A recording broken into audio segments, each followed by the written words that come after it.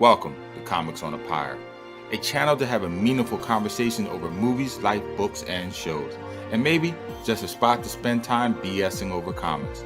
If you like your entertainment with a bit of substance, then you, my vagabond friend, have come to the right tavern. Tether your horse by the post and come right on in and warm yourself by the fire. Tap that subscribe button, and for the next few minutes, my fellow George Carlin reprobate, lend me your ear.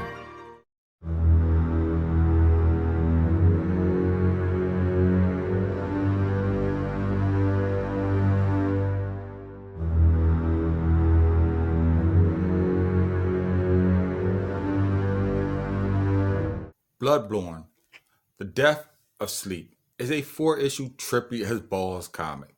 It chronicles the trek of the nameless hunter and a pale-skinned blood child's journey throughout the never-ending cycle of death.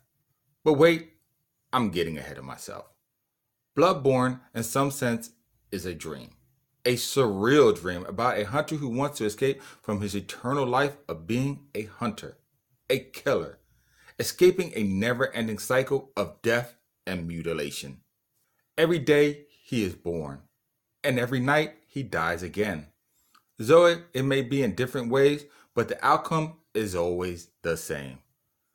Now, as a forewarning, I have never played the Bloodborne game in and of itself, but I have played the Demon Souls and the Dark Souls games, and I know from first-hand experience just how difficult these games can be. The other continuing trope the games has is that the stories in the games are never clear-cut and to the point. You are always given a short story in the beginning of the games and a whole bunch of vague clues scattered throughout about the rest of your journey.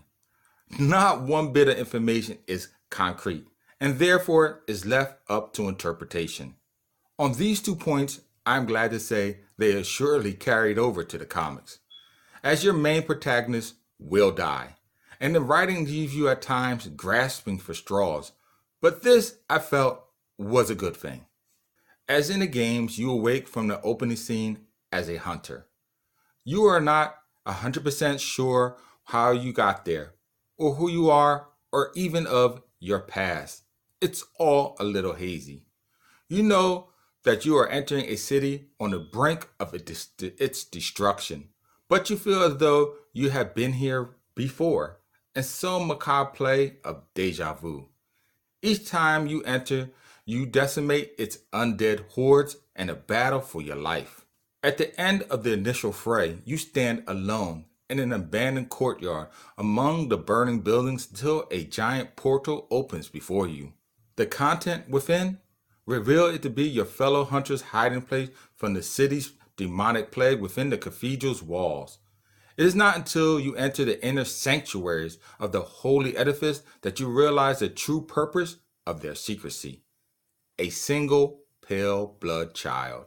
Someone has the power to stop the madness and help the hunter transcend the hunt.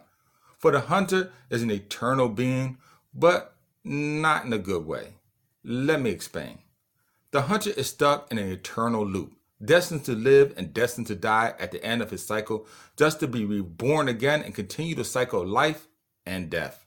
Each time he awakens, he finds himself in a cemetery inhabited by 2 mysterious figures, one known as the Da and the other only as a wheelchair-bound hermit known as Gurman.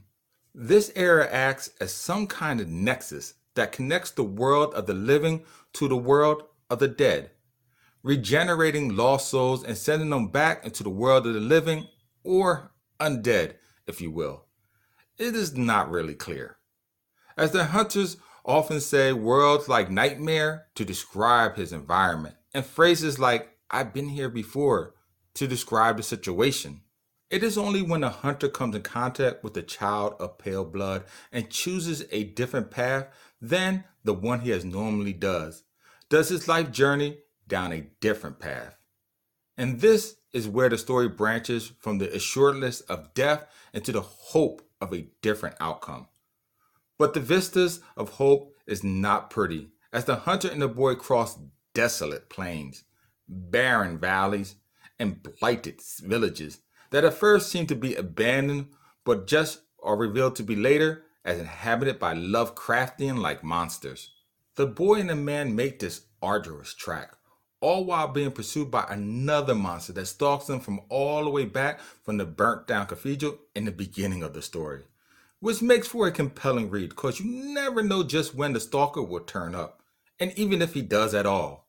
This part of the comic reminded me a lot of the 2009 post-apocalyptic movie called The Road, where a father travels with his son across country in search for a better life. All the while they are subjected to desolate, horrific scenes.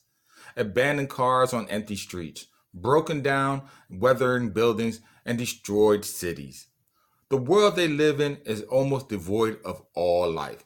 I say almost because in the movie there are cannibals that want to kill and eat the man and the boy, kind of like the pursuing monster that stalks the hunter and the child in the Bloodborne comic. The one main theme in both stories, though, is the value of hope. It gives both protagonists in either story, they will carry on.